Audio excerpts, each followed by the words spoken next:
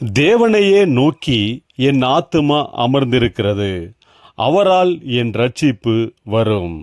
கர்த்தருக்குள் பிரியமானவர்களே, உங்கள் அனைவருக்கும் இனிய காலை வணக்கங்கள். இன்றைய வேத வசன தியானத்திற்கென்று நாம் தெரிந்தெடுத்திருக்கும் வேத பாகமானது ஏசாயா 6ஆம் அதிகாரம் 5ஆம் வசனம். அப்பொழுது நான், ஐயோ அதமானேன், நான் அசுத்த உதடுகளுள்ள மனுஷன், அசுத்த உதடுகளுள்ள ஜனங்களின் நடுவில் வாசமாயிருக்கிறவன், சேனைகளின் கர்த்தராகிய ராஜாவை என் கண்கள் கண்டதே என்றேன். பிரியமானவர்களே, இன்றைய வேத தியானத்தின் தலைப்பு மனம் திரும்புதல் என்பதே. தீர்க்கதரிசியாகிய ஏசாயா தேவனாகிய கர்த்தருடைய தரிசனத்தை கண்டான்.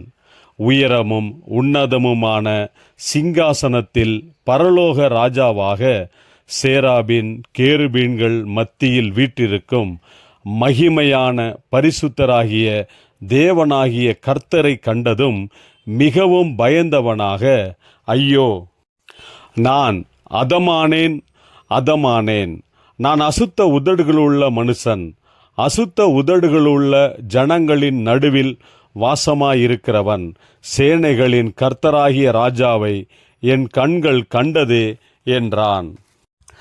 கர்த்தர் ஏசாயாவை சுத்திகரித்து அவனை தம்முடைய ஊழியத்தில் ஆயத்தப்படுத்தி அவனை பயன்படுத்தினார். நாம் எல்லோரும் அறிந்து கொள்ள வேண்டியது என்னவென்றால், நமக்கும் தேவனுடைய தரிசனம் பிரசன்னம் உண்டாகும்போது தாழ்மையுடன் நம்மை முழுமையாக அவரிடத்தில் ஒப்பு கொடுக்க வேண்டும்.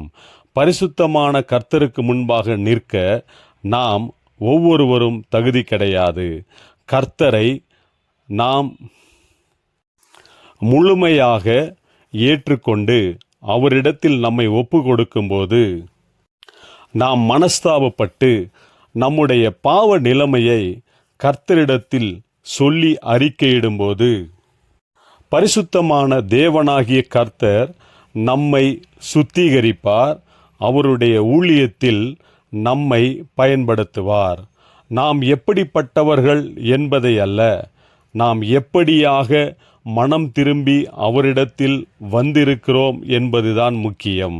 தேவனுடைய பிரசன்னத்தை நாம் உணரும்போது நம்மிடத்தில் உள்ள பாவ குற்றங்களை அறிக்கையிட்டு கர்த்தரிடத்தில் மனம் திரும்பும்போது அவர் நம்மை சுத்திகரித்து அவருக்கென்று நம்மை பயன்படுத்துவார். ஜெபிப்போம். ஜீவனுள்ள தேவனே, நீர் ஒருவரே உன்னதமானவர், மகா பரிசுத்தர் என்பதை அறிந்தவர்களாக தாழ்மையுடன் உம்மிடத்தில் வருகிறோம். நீரே எங்களை பரிசுத்தப்படுத்தும், உமக்கென்று பயன்படுத்தும்.